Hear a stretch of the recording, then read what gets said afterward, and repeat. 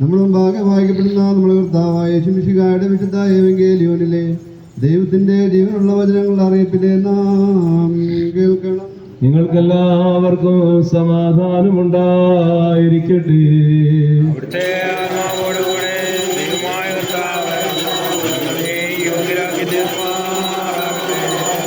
ജീവൻ നൽകുന്ന പ്രഖ്യാപനമായ നമ്മുടെ കർത്താവ് യേശുമിശിഹായുടെ വിശുദ്ധ എവങ്കേലിയോൻ ലോകത്തിന് ജീവനും രക്ഷയും ഘോഷിക്കുന്ന വിശുദ്ധ ലൂക്കോസ് എവങ്കേലിസ്ത എഴുതിയ രക്ഷാസുവിശേഷത്തിൽ നിന്നും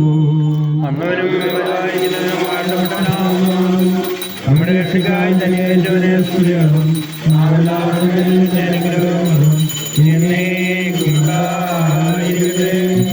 കന്യമറിയാമിൽ ശരീരം ധരിച്ച ദൈവത്തിന്റെ ജീവനുള്ളവനും നമ്മുടെ കർത്താവും നമ്മുടെ ദൈവവും നമ്മുടെ രക്ഷകനുമായ യേശുമിശിഹായുടെ മനുഷ്യാവതാര കാലത്ത് ഇവ ഇപ്രകാരം സംഭവിച്ചു.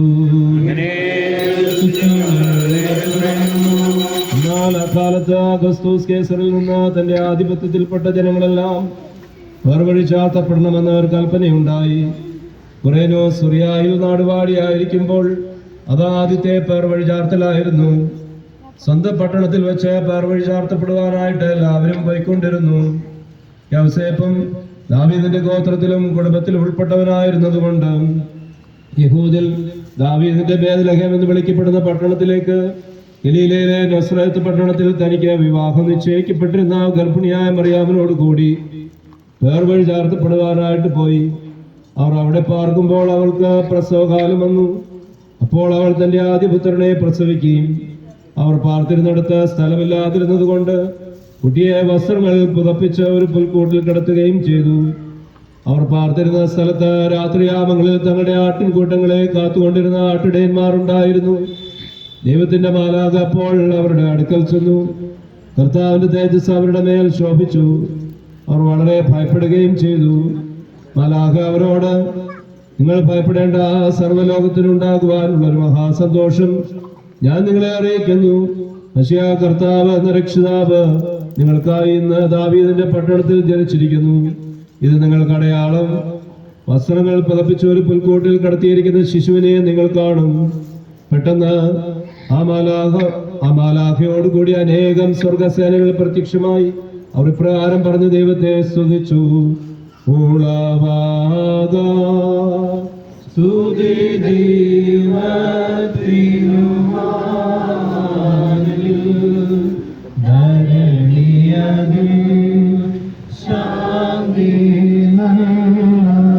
ശരണം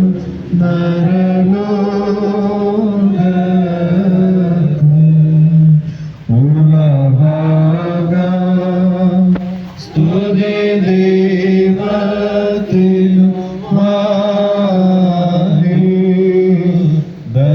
ഭരണിയതിൽ ശാന്തി നല്ലൊരു ശരണം വരണോ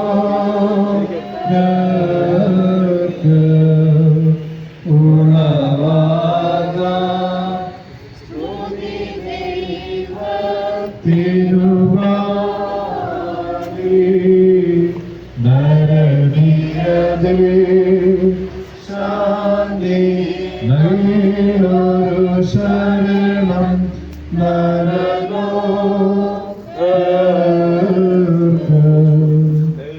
ശുഭഹത്തോ ലാലോഹോ ബബറോ മേ അല്ലറവോ ശോഭോ സബറോ തോബോ ലബനേ നോശോ സ്വർഗീയമാലാകമാരും പ്രധാനമാലാകമാരും സ്തുതിക്കുന്നത് പോലെ ബലഹീനരും മണ്ണേരുമായ ഞങ്ങളും സൂക്ഷിച്ചു പറയുന്നു. കാലമൊക്കെയും നേരമൊക്കെയുള്ളവരിൽ ദൈവത്തിന് സ്തുതിയും ഭൂമിയിൽ സമാധാനവും നിരപ്പ് മനുഷ്യർക്ക് ഉണ്ടായിരിക്കട്ടെ. മറക്കുമോർ ഞങ്ങൾ തന്നെ സ്തുതിക്കുകയും വാഴ്ത്തുകയും വന്ദിക്കുകയും ചെയ്യുന്നു. സ്തുതിയുടെ ശബ്ദം നിനക്ക് ഞങ്ങൾ കരയേറ്റുന്നു. സർവശക്തിയുള്ള പിതാവും സർവാധിപതിയും ശ്രേഷ്ഠവുമായിരിക്കുന്ന ദൈവമായ കർത്താവേ, ദൈവമായ കർത്താവേ, വിശുദ്ധ റൂഹായോടുകൂടെ നിന്നെയും നിന്റെ സ്തുതിയുടെ വലിപ്പം നിമിത്തം ഞങ്ങൾ സ്തോത്രം ചെയ്യുന്നു. പിതാവിന്റെ പുത്രന്റെ വചനവും ലോകത്തിന്റെ ഭാഗത്ത് വഹിക്കുന്നതിനും വഹിച്ചനുമായ ദൈവത്തിന്റെ കുഞ്ഞാടായ കർത്താവേ, ഞങ്ങളോട് കരുണ ചെയ്യണമേ. ലോകത്തിന്റെ പാപത്തെ വഹിക്കുന്നതിനും വഹിച്ചനുമായുള്ള ദൈവമേ, നിന്റെ ജയിച്ച് ഞങ്ങളുടെ അപേക്ഷ കൈക്കൊള്ളണമേ. വലത് ഭാഗത്ത് മാത്രത്തോടിരിക്കുന്നവരെ ഞങ്ങളോട് കരുണ ചെയ്യണമേ. നീ മാത്രം പരിശുദ്ധനാവുന്നു. പിതാവാം ദൈവത്തിന്റെ മഹത്വത്തിന് വിശുദ്ധ റൂഹായോടെ ശുശ്രൂഷയായ നീ മാത്രം കർത്താവാകുന്നു. എല്ലാ കാലവും ഞങ്ങൾ ജീവിക്കുന്ന ദിവസങ്ങളൊക്കെയും നിന്നെ ഞങ്ങൾ വാഴ്ത്തുകയും എന്നേക്കും വാഴ്ത്തപ്പെട്ടതും നിത്യതകളുമായ പരിശുദ്ധത്തെ സ്തുതിക്കുകയും ചെയ്യുന്നു. ഞങ്ങളുടെ പിതാക്കന്മാരുടെ ദൈവമായ സർവശക്തിയുള്ള കർത്താവേ, നീ വാഴ്ത്തപ്പെട്ടവനാകുന്നു. നിന്റെ തിരുനാമം മാത്രമുള്ളതും നീ എന്നേക്കും മാത്രങ്ങളിൽ പ്രാബല്യമുള്ളവനുമാകുന്നു. നിനക്ക് യോഗ്യമാകുന്നു, നിനക്ക് യുക്തമാകുന്നു. സകലത്തിന്റെ ദൈവവും സത്യത്തിന്റെ പിതാവുമായവനെ നിനക്കും പുത്രനും ജീവനുള്ള പരിശുദ്ധ റൂഹായ്ക്ക് എപ്പോഴും എപ്പോഴും പുകഴ്ച ചേർച്ചയാകുന്നു. കരുണയുടെ വാചകൾ പകർന്നേലെ അടിക്കരുതേ. കർത്താവേ,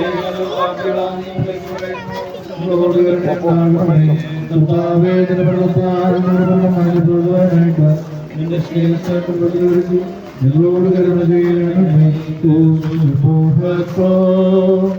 ലാലോഹോ ബബറോ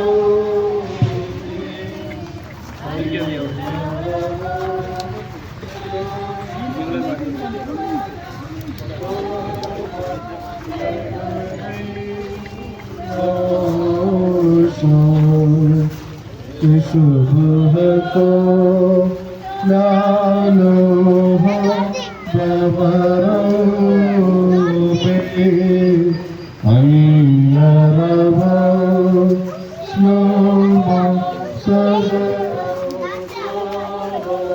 ലബനേ നോശോ ഉള്ളവാകാ സ്തുതി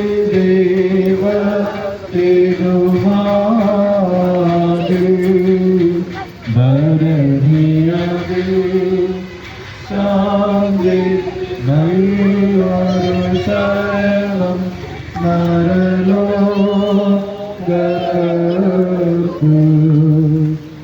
ശുഭഹത്തോ ലാലോഹോ ബബറോ മേ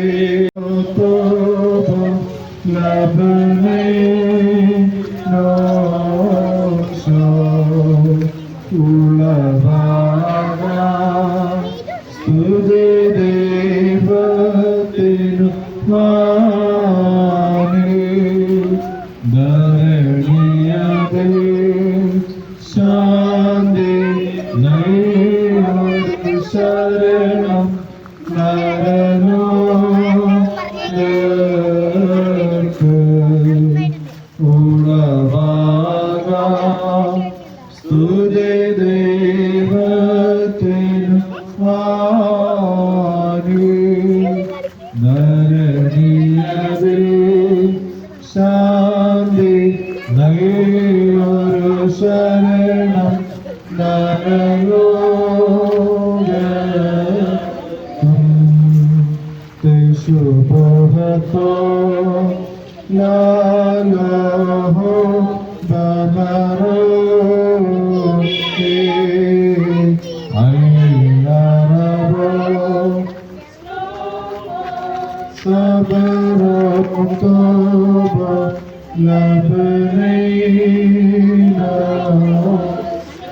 മലാഖ മാതാപിതാക്കന്മാർ അവരെ വിട്ട സ്വർഗത്തിലേക്ക് പോയ ശേഷം ആട്ടിടയന്മാർ നമുക്ക് വേദനയെ വെച്ചെന്ന് കർത്താവ് നമ്മോട് അറിയിച്ച പ്രകാരം ഉണ്ടായ സംഗതി കാണാമെന്ന് പറഞ്ഞു. അവർ ദ്രുതഗതിയിൽ ചെന്ന് മറിയാമിനെയും ഔസേപ്പിനെയും പുൽക്കൂട്ടിൽ കിടക്കുന്ന ആ ശിശുവിനെയും കണ്ടു. കണ്ടതിന് ശേഷം അവർ ആ ശിശുവിനെ കുറിച്ച് നമ്മളോട് പറയപ്പെട്ട സംഗതി പ്രസിദ്ധമാക്കി. കേട്ടവരെല്ലാവരും ആട്ടിടയന്മാർ പറഞ്ഞ കാര്യങ്ങളെ കുറിച്ച് അത്ഭുതപ്പെട്ടു. മറിയാമാകട്ടെ വാർത്തകളെല്ലാം ഹൃദയത്തിൽ സംഗ്രഹിച്ച് നിരൂപിച്ചുകൊണ്ടിരിക്കുകയായിരുന്നു. തങ്ങളോട് പറയപ്പെട്ട പ്രകാരം സകലതും കാണുകയും കേൾക്കുകയും ചെയ്ത ആട്ടിടയന്മാർ തന്നിമിത്തം ദൈവത്തെ സ്തുതിച്ച് പുകഴ്ത്തിക്കൊണ്ട് മടങ്ങിപ്പോയി. നിങ്ങൾക്കെല്ലാവർക്കും ശാന്തി ഉണ്ടായിരിക്കട്ടെ. സ്ത്രീകൾ അല്പം പുറത്ത് മാറിയിരിക്കുകയാണ്. പുരുഷന്മാർ